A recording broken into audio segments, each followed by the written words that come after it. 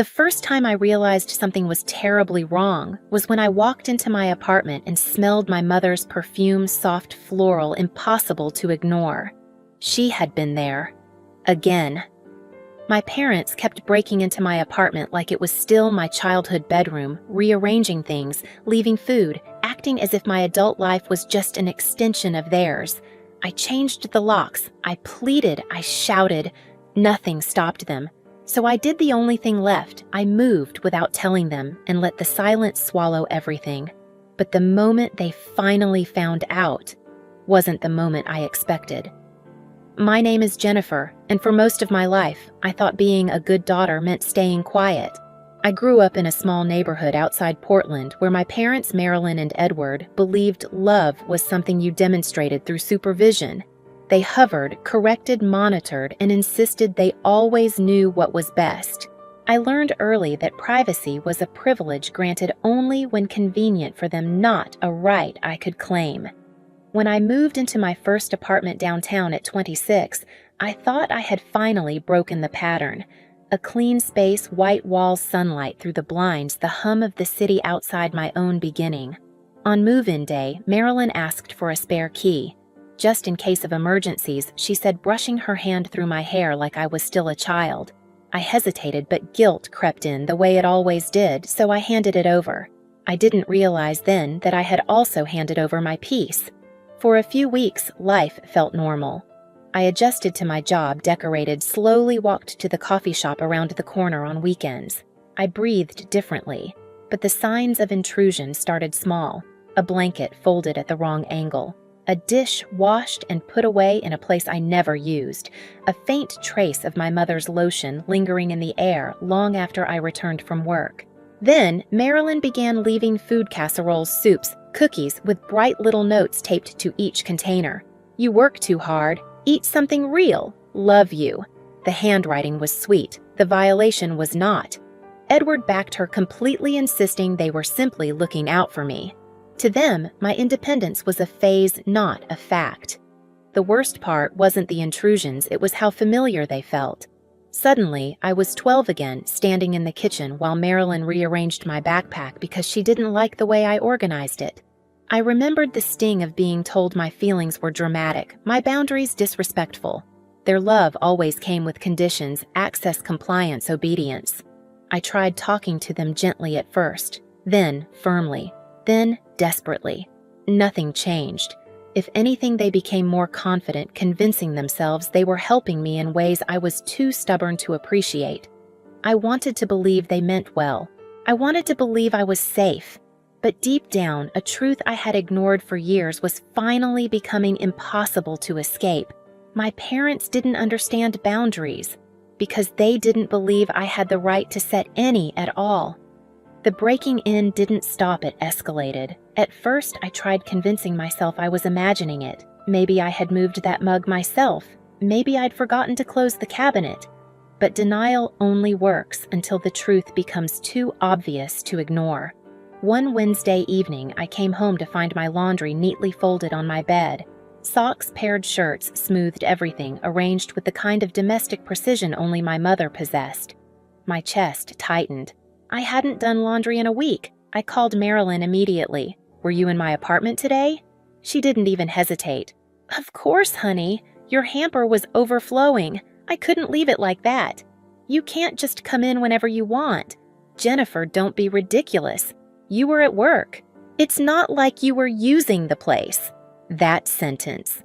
"It's not like you were using the place" hit me harder than I expected, as if my home wasn't mine unless I was physically inside it, as if my existence only counted when it was convenient for her. A few days later, I found my fridge rearranged and stocked with groceries I never bought. Healthy meals, meal-prepped containers, vegetables washed and cut. Most people would consider it sweet. To me, it felt like someone had replaced my lungs with sand. Then came Lily. I walked into my bathroom early one morning and saw a bottle of luxury shampoo sitting on the shelf. Bright purple. Salon only. Definitely not mine. I froze. Lily used that brand? I called her, my voice tense. "Hey, did you stay at my place?" A pause. "Yeah, Mom said it was fine. I had a late shift and didn't want to drive home. She doesn't live here. You should have asked me. I mean, you weren't home. What's the big deal? There it was again. The same dismissiveness Marilyn wielded with expert precision. My space didn't matter. My consent didn't matter. My feelings didn't matter. I drove to my parents' house that afternoon, ready to finally demand the key back. But the moment I stepped inside, the familiar scent of pot roast and the soft clinking of dishes pulled me back into old habits: obedience, guilt, silence. Marilyn acted wounded. Edward said I was paranoid and Lily avoided my eyes. I left with nothing resolved and a tightening in my stomach that felt dangerously close to despair. Still, I tried again. I changed the locks, told myself that was it, problem solved. 2 weeks passed quietly, almost peacefully. I started to hope they had finally understood, but hope is fragile around people who refuse to see you. One Thursday evening, I opened my door and stopped cold. Sitting on my couch, comfortable, calm, sipping tea as if she owned the place, was Marilyn. She held up a shiny new key, smiling like she was sharing good news. "I called your landlord," she said. "He gave me this. I needed access in case of emergencies." Something inside me cracked. Not loudly, not dramatically. Quietly, the way ice breaks under too much pressure. I changed the locks again, but this time it wasn't just the locks that changed. Something in me did too. I thought nothing could surprise me anymore. I was wrong. 3 weeks after the landlord incident, I came home and noticed my living room window cracked open. A soft breeze pushed the curtains inward. The screen lay on the floor like someone had ripped it out in a hurry. At first, I thought maybe it had fallen. Maybe the wind was strong. Maybe anything except the truth forming like a knot in my throat. Then I saw the casserole on my counter, still warm, covered neatly with foil, a sticky note on top in my mother's handwriting: "You're not eating enough." My stomach dropped. There was only one explanation. I called Marilyn, voice shaking. "Did you climb up to my window, Silence?" Then an almost offended scoff. "Well, your door was locked. What else was I supposed to do? I made you dinner. You climbed a trellis to break into my apartment." Don't be dramatic, Jennifer. If you would stop changing the locks like some rebellious teenager, I wouldn't have to. I pressed my hand to my forehead. "This is illegal. This is motherhood," she corrected. When I called Edward, hoping he'd understand, he sighed as if I were the unreasonable one. "She worries about you. Just give us a key. You're making this harder than it has to be." I hung up before my anger spilled into something I couldn't take back. It was no longer about food or laundry or even the key. It was the fact they felt entitled to every corner of my life, entitled to override every boundary I set, entitled to treat me like property. That night, lying awake with the window locked and curtains drawn tight, I realized something terrifying. I could change the locks 100 times and they'd find another way in. A landlord, a window, a trellis. They didn't believe I deserved privacy. And as long as they knew where I lived, they would keep proving it. The only way to restore my peace was to become unreachable. The next morning, I toured a building in the Pearl District, a tall, modern tower with a doorman named Victor who scanned every guest, every package, every unfamiliar face. Every detail of the place whispered one thing: I desperately needed safety. I signed the lease that afternoon. For 2 weeks, I packed silently. No posts on social media. No moving truck parked outside. Just Sophie and Rachel carrying boxes down the stairs one by one, whispering encouragement like soldiers helping me escape a war I'd been pretending wasn't happening. By sunset, my old apartment was empty.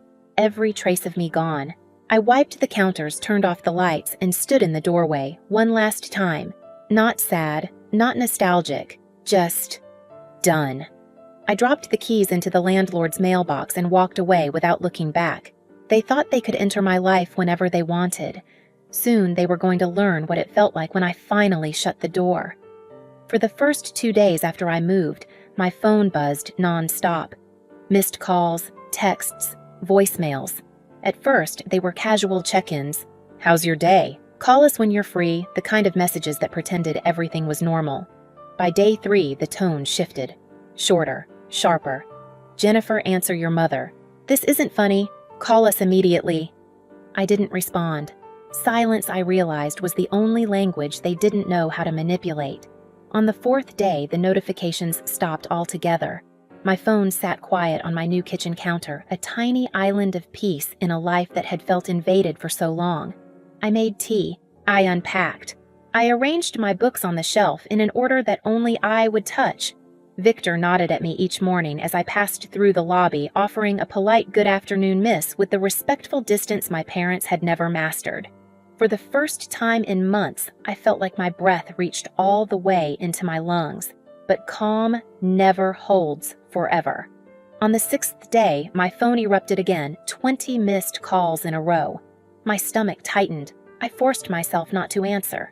Then, another call came through, and this time, the preview of the voicemail caught my eye. "Jennifer, your apartment. Everything's gone. Where are you?" I paused my breathing. They were at my old apartment. I walked to the window, gripping my phone so tightly my knuckles turned white. I imagined it, the empty living room, the stripped shelves, the bare floors. My parents standing in the doorway, confronted not just with absence, but with the reality they had created themselves. Another voicemail came. Marilyn's voice was shrill, breaking. "Oh God, Jennifer, did someone take you? Your things are gone. The place is empty. Please, please, call us, sweetheart." I closed my eyes. This wasn't satisfaction. Not exactly, but it was a shift, a balance tipping. They weren't in control anymore. I let another day pass, then another. On the third day, I finally called them back. Marilyn answered so quickly I didn't even hear the first ring. Jennifer, where are you? What is going on?" "We went to your apartment and it was empty. Do you hear me?" "Empty?" I kept my voice steady. "Why were you at my apartment?" A stunned silence crackled through the line. Edward's voice burst in sharp with accusation. "We hadn't heard from you in days. We were worried. We had every right to check on you." "No," I said quietly. "You didn't." Marilyn's voice returned frantic. "Jennifer, stop this. Tell us where you are. Right now." "No." The word landed like ice. "No," she repeated as if it were physically impossible for her to process. "No," I said again. "You don't get to know where I live." Edward inhaled sharply. "Excuse me, you heard me?" "This is insane," he snapped. "We are your parents, and you treated my home like it was yours," I replied. "You walked in whenever you wanted. You rearranged things. You let Lily stay over without asking. You got a new key behind my back.